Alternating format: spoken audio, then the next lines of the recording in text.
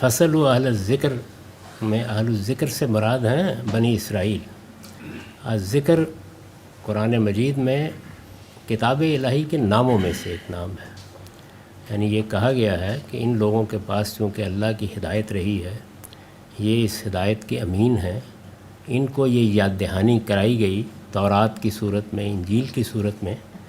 تو اگر پیغمبر کے بارے میں کہ وہ کون ہے، وہ کیوں آئے ہیں، کوئی تردد ہے، کوئی عدم اطمینان ہے، تو ان سے پوچھ لو۔ تو آیت سیاق سباق میں یہ معنی رکھتی ہے، یعنی اس سیاق میں آئی ہے۔ اس میں گویا وہ شہادت پیش کی گئی ہے جو رسول اللہ کے لیے اہل کتاب کے ہاں محفوظ کی گئی تھی۔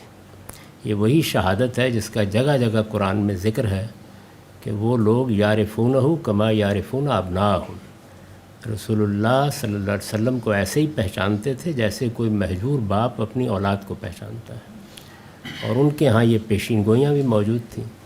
تو یہ بتایا گیا ہے کہ تم لوگ اگر 2000 سال سے، یعنی کن کو بتایا گیا ہے؟ مشرکین عرب کو، جو رسالت مآب صلی اللہ علیہ وسلم کے اولین مخاطبین ہیں، کہ تم لوگ اگر 2000 سال سے پیغمبری کی تاریخ سے، پیغمبر کیسے آتے رہے ہیں، وہ کیا چیزیں کہتے ہیں، ان سے ناواقف ہو تو ان لوگوں سے معلوم کر لو۔ تو ان کی شہادت پیش کی گئی ہے۔ اسی کو دوسری جگہ بیان کیا گیا ہے وَشَاهِدَ شَاهِدٌ مِّن بنی اسرائیل، یعنی اس کو آگے کھول بھی دیا گیا ہے۔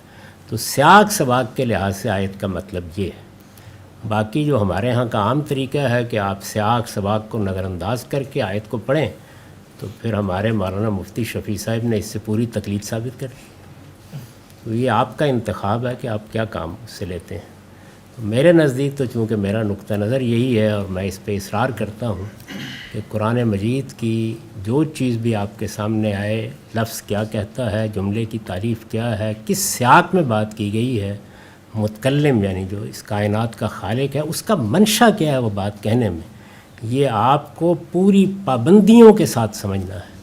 اس میں ادنا درجے میں آپ نے لفظ کو نظر انداز کر دیا، آپ نے جملے کی تعریف کو نظر انداز کر دیا، آپ نے سیاق و سباق کو نظر انداز کر دیا، تو میرے نزدیک تو یہ افتراء اللہ ہو جائے گا، اللہ پر جھوٹ باندھنا ہو جائے گا۔ تو اس وجہ سے میں تو اس آیت کو اس کے سوا کسی اور موقع کے لیے استعمال نہیں کر سکتا۔ یہ دیکھیے نا، الا بذکر اللہ تطمئن القلوب، یہ اللہ کی یاد دہانی ہے قرآن، دلوں کو حقیقی اطمینان اسی سے حاصل ہوگا۔ یہ ہے اس کا مطلب آیت کا۔ اب آپ جانتے ہیں کہ یہ آیت کہاں کہاں کس کس معنی میں استعمال ہوئی، حالانکہ سیاق میں اور کوئی معنی نہیں ہے اس کا۔ وہاں ذکر اللہ سے مراد قرآن مجید ہے۔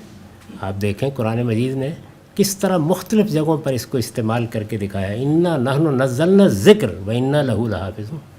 تو الذکر قرآن کے، اللہ کی کتاب کے ناموں میں سے، اسی معنی میں اس کو لینا چاہیے۔